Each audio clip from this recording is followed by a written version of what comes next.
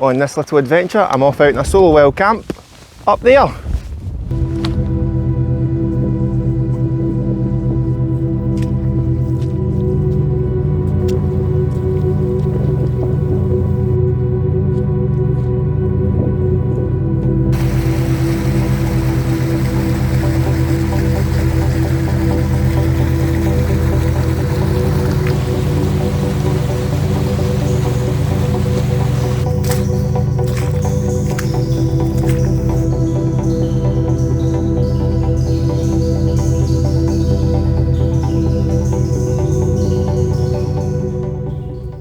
I'm about 750, 800 metres above sea level, and I've got around 150, 200 metres to go. However, the weather is deteriorating, so I'll see how far I can go. If the visibility becomes, extremely poor, then I'll just head back down. I found a few spots further down there, but I've tried to climb this mountain before, and low visibility, strong winds and precipitation held me back, so wish me luck.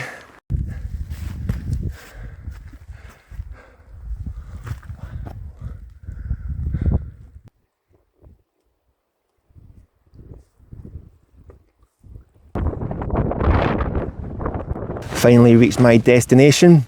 I believe it's pronounced, and this is found on the Walk Highlands website, Beinn, and across the road is Castrol. Now, I've already climbed Castrol. I bagged that a couple of weeks back, but I didn't do this in the process. But what a walk it was. It took around 4.5 hours. It was a boggy war zone at parts. I finally took a little break just before the climb.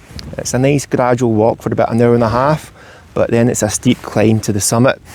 And there was plenty of camping spots. I did well, given the camping equipment that I was carrying up, but there were some stunning shots. It was a good little trek up, and I believe I've reached the summit. I can't tell due to the low visibility. The altitude reader that I was using said I was 995 metres above sea level.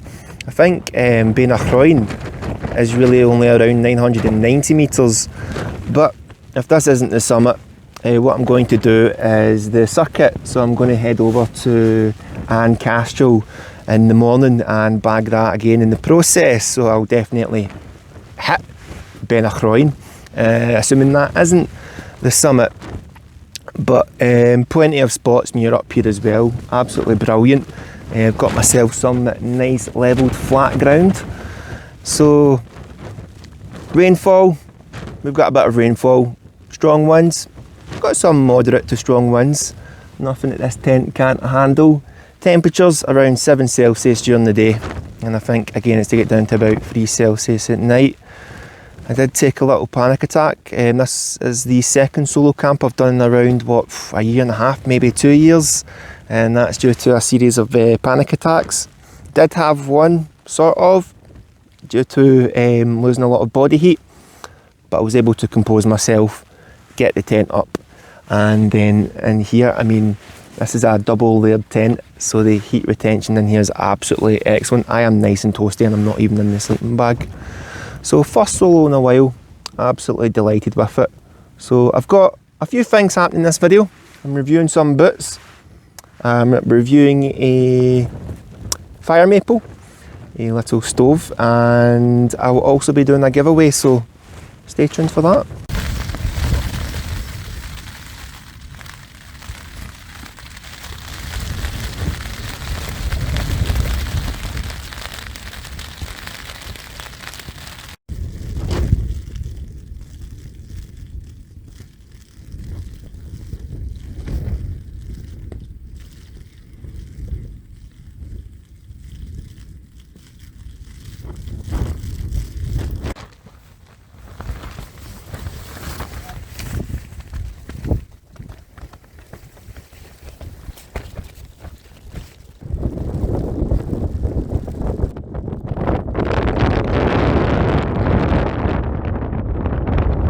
So this is my humble abode for the evening. I've got the Vango Starav 200 out with me.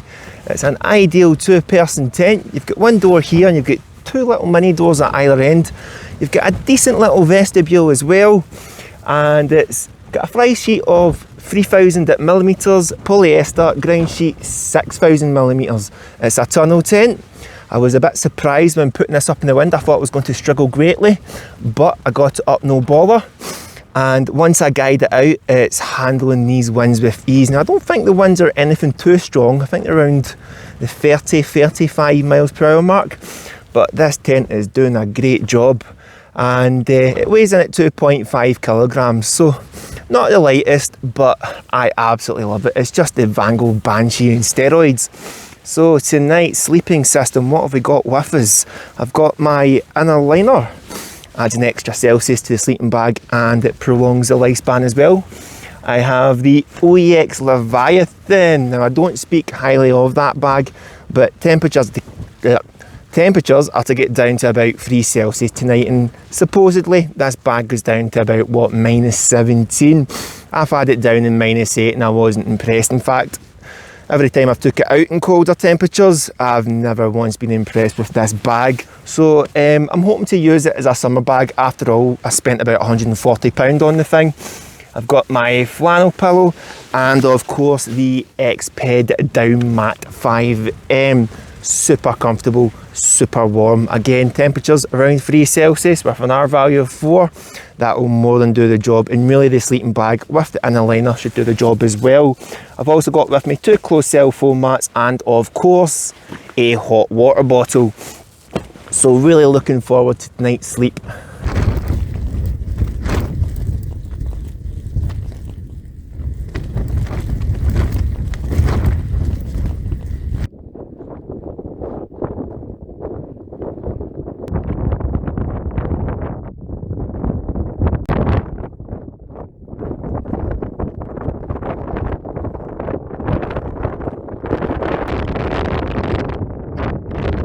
It's about 9 o'clock in the evening, and that's it, started to get dark now. I've just sat in the tent. I mean, there's been constant gusts again between 25 and 35 miles per hour. I looked at the forecast and it said, yeah, those are the wind speeds to anticipate. And again, temperatures are to get down to around 3 Celsius. Must be, what, about 5 Celsius right now, and this inner liner, this double layered inner is doing the job brilliantly. I'm just been sitting in my clothes and I'm nice and toasty, so this is fast becoming my favourite tent. I've just been listening to some tunes. I've had Manic Street Preachers on again. Didn't download anything new this week, so it's going to be some Manic Street Preachers, some Bauhaus and Sisters of Mercy. But yeah, it turns out I was able to get a signal and I got in contact with Gaz. Turns out Beinn Chroin is about 5-10 minutes in that direction. So what I'll do in the morning is I'll head over there and then bag and Castro coming back down again. So what I'm going to do now is test out the, what do you call it, the fire maple stove. It's time to get something to eat and then listen to more music.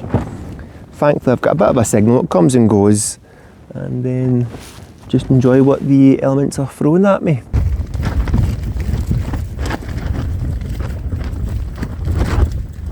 It's 9:30 in the evening and it's time to get something to eat and do a rundown of the fire maple.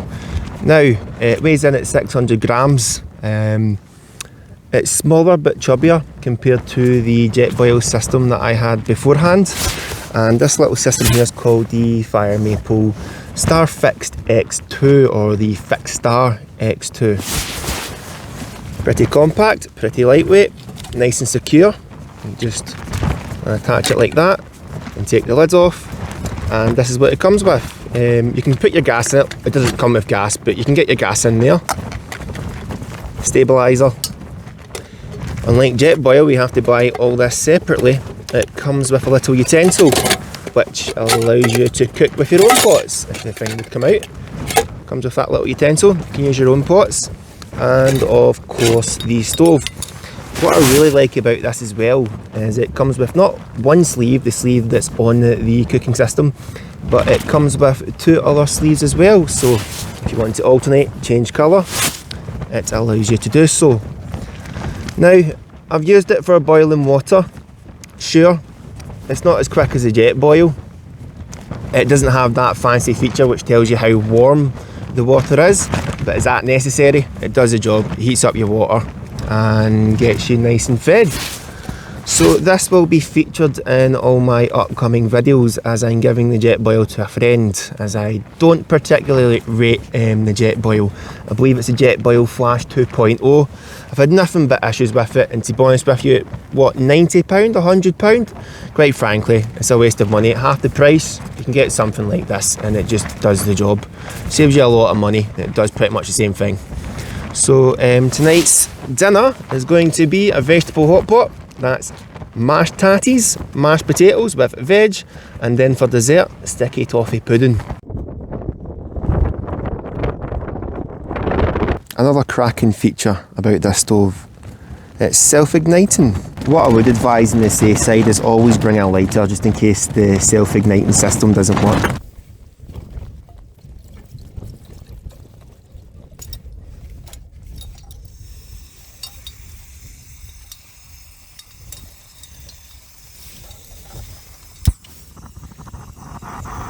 I forgot to add, it also comes with a little pouch as well.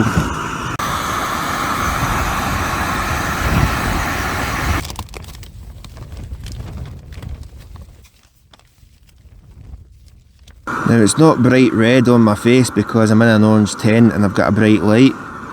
It's because I forgot my spork and I'm eating dehydrated meals. So I am not a happy chappy. Looks like the phone cover's doing the job for this evening.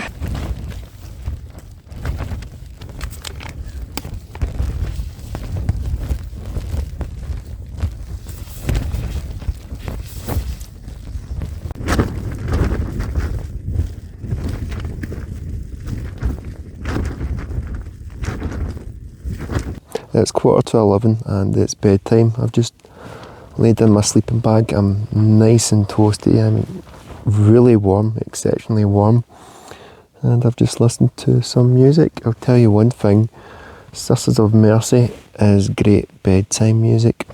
The precipitation and wind has also died down, so it looks like it's going to be a nice and calm sleep. So looking forward to the morning. Hopefully it'll clear up and I'll be able to get some fantastic views captured on video. But stay tuned for the morning. I'm going to do a rundown on the new boots that I've got, and I'm doing a giveaway, the Fire Maple cooking system. So I'll catch you all in the morning.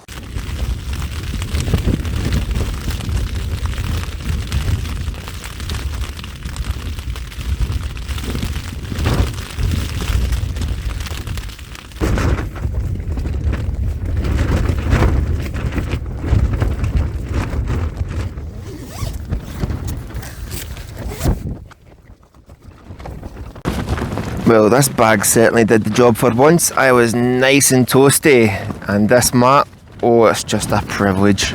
So good morning you all. Got a decent sleep last night, about 7 hours. Fell asleep at what, 11:30? Woke up at 6:30, so got about 7 hours decent sleep. And for once, I felt like the wee ex-Leviathan actually did something. It did feel a little nippy outside the sleeping bag. Wouldn't say it was around freezing, about 3 or 4 Celsius, but I was nice and toasty, and this inner liner did the job. I would heavily recommend you all get an inner liner.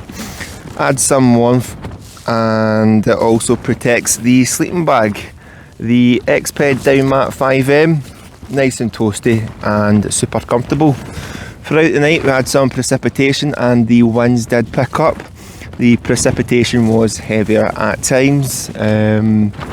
There seems to be some condensation, but I think that's because I'm in the clouds. I was warned about condensation when in the cloud and the mist and the fog, but I was hoping to get some stunning scenery, some epic footage in the morning, but overcast, not happening. So what I'm going to do now is just pack up, do a rundown in the boots that I've got, and then do a little giveaway. That's me all packed up. It's just the tent to go in the bag now. I went over to the summit of Beinn Chroin and bagged that, so that's number 10 out of the way. So yeah, just want to quickly speak about these boots if anyone's interested, if they're looking for a good set of boots, good pair of boots. It's a Mammoth Throwback Guide to GTX. My plan is to bag all the Munros in Scotland, so I needed a good pair of boots, and so far these are doing a great job. I was up Beinn and at Narnain, a good 8.5 hour walk, and these boots were super comfortable. I've got a dodgy knee. The support on these boots is excellent. I've had no knee issues after walking for 8.5 hours up to Munros. Zero knee issues whatsoever. I've also had it in deep puddles and streams and rivers. Water hasn't gone through them at all. So the early signs with these boots is good. After all, they are Mammoths. They do have an excellent reputation.